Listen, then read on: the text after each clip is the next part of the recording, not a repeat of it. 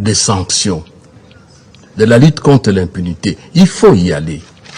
Il faut y aller, mais vous savez, quand on parle sanctions, et on sait que le rapport mapping est dans les archives, qui va croire à ça? Qui va croire à ça? Quand on parle de condamnation, je sais que c'est diplomatiquement correct.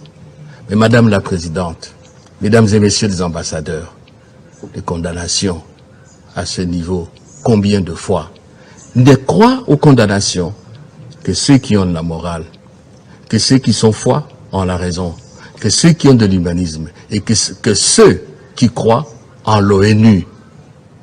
Je vous rassure que la RDC croit en l'ONU. Nous disons, nous, peuple congolais, nous disons que nous avons confiance aux Nations Unies et à ses dirigeants. Et c'est pour cela, Madame la Présidente, que nous restons à votre disposition. Nous restons à la disposition de l'Union africaine et des organisations sous-régionales pour que nous puissions ensemble promouvoir une solution de paix dans les plus brefs délais afin de mettre fin à la souffrance. On a parlé des femmes, oui, des femmes, vous les avez vues par milliers, dizaines de milliers, des milliers.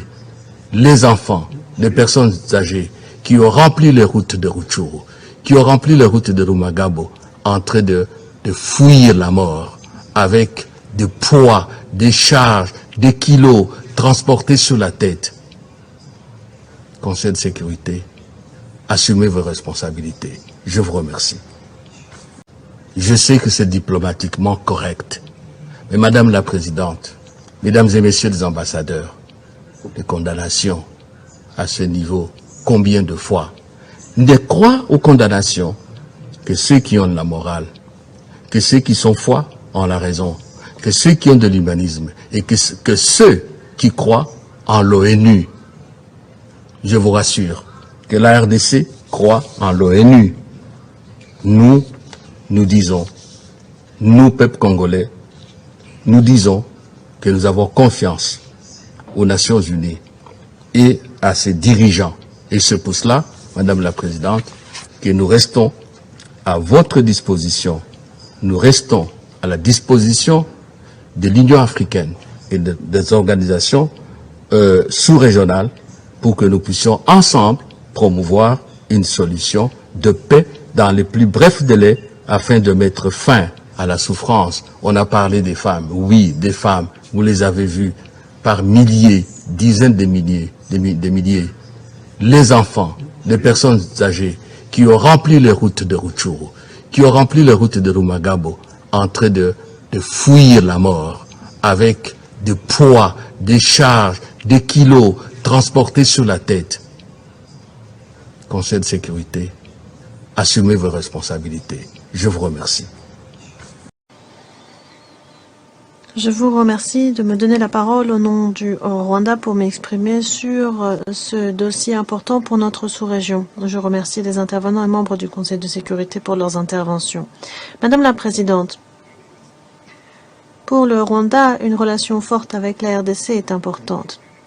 Suite à l'élection du président Tshisekedi en janvier 2019, le Rwanda a pris différentes initiatives pour insuffler un nouvel élan aux relations bilatérales qui s'étaient détériorées sous l'administration précédente. Dans ce contexte, un certain nombre d'accords bilatéraux et de protocoles d'accords ont été signés, ce qui a conduit à un commerce transfrontalier florissant entre nos deux pays et à des liens croissants entre nos peuples. Il est regrettable que ces efforts soient aujourd'hui mis en danger. Madame la Présidente, le Rwanda est très vivement préoccupé par l'évolution de la situation sécuritaire à l'est de la RDC. Cette situation représente une menace grave pour la paix et la sécurité de la région et également des conséquences directes pour le Rwanda. Plus précisément, le 23 mai, la FARDC, avec des FDLR dans leur rang, ont lancé des tirs vers le territoire du Rwanda dans le district de Musanze et de Burera. Cette attaque a conduit à plusieurs blessures graves et à un endommagement de propriété. C'est la deuxième attaque de cette année suite à la première du 19 mars 2022.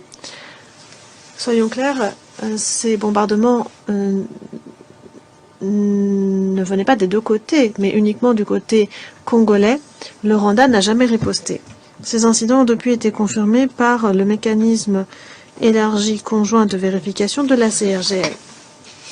En outre, 2 soldats de la force de défense rwandaise qui patrouillaient le long de la frontière ont été enlevés par des éléments du FDLR et sont désormais détenus par les autorités de RDC.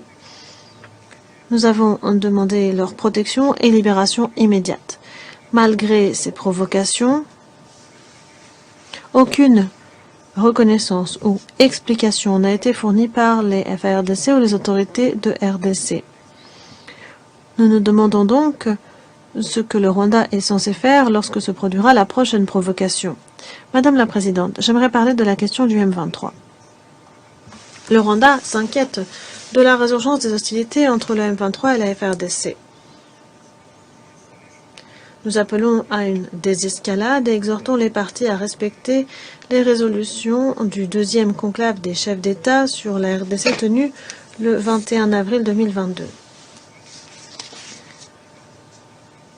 Le Rwanda rejette des allégations selon lesquelles les membres du M23 seraient rwandais. Il s'agit de ressortissants congolais et par conséquent, ces problèmes doivent être résolus en interne par la RDC.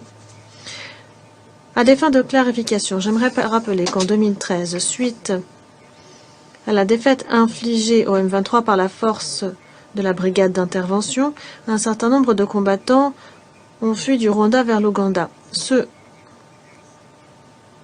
qui sont entrés au Rwanda ont été désarmés et transférés loin de la frontière de RDC, où ils se trouvent toujours, selon les dispositifs du mécanisme régional de l'époque. Nous avons également fait des efforts pour faciliter des contacts entre ces anciens combattants M23 congolais et leur gouvernement, ce qui a abouti à un accord et une feuille de route de rapatriement en 2019. Dans le cadre de ce processus, les armées et équipements que le gouvernement du Rwanda a saisis au moins de ce groupe ont été transférés au gouvernement de RDC. Mais la RDC a fait preuve d'une absence d'intérêt dans l'application de la feuille de route de rapatriement. Je remonte encore plus loin. Il y a plus de 9 ans qu'a été signé à Addis Abeba le cadre de coopération pour la paix, la sécurité et la coopération pour la RDC et la région. Cet accord a suscité beaucoup d'espoir. On pensait pouvoir faire disparaître les groupes armés. Il y en a plus d'une centaine qui commettent régulièrement des massacres dans tout l'est de la RDC, des massacres commis dans le silence et dans l'indifférence. Le processus de Nairobi plus récent, placé sous les auspices du président Kenyatta et Tshisekedi, a renouvelé les espoirs de stabilité dans notre région à travers le cadre de la communauté est-africaine élargie. Cependant, ce que nous constatons aujourd'hui, c'est un retour à une situation peu reluisante. Les conséquences sont payées par les civils.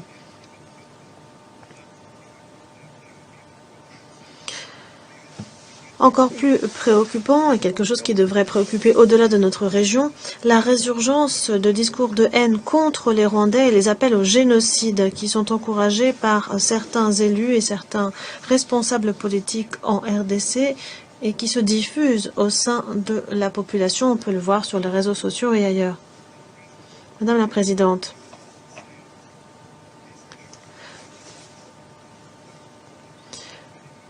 quelque chose d'aussi grave ne devrait jamais être passé sous silence par ce Conseil et la communauté internationale, étant donné ce qui s'est passé au Rwanda en 1994.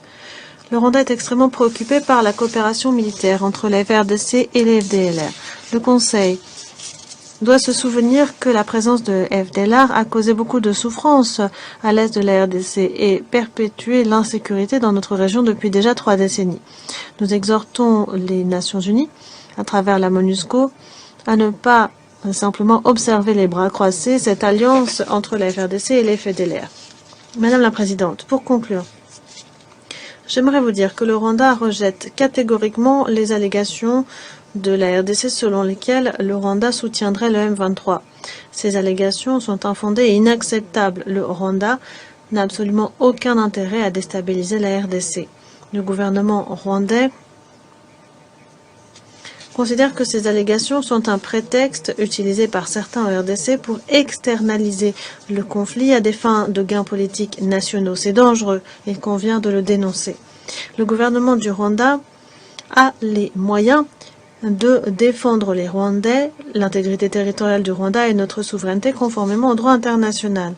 Nous appelons le gouvernement de la RDC à faire cesser la diffusion de discours et des messages de haine qui incitent à la violence génocidaire. Le Rwanda reste mobilisé dans le cadre des efforts bilatéraux, régionaux et internationaux de stabilisation de la région à travers les initiatives régionales établies, parmi lesquelles le mécanisme conjoint de vérification élargie de la CIRGL et le processus de Nairobi placé sous les auspices de la communauté est-africaine, ainsi qu'à travers la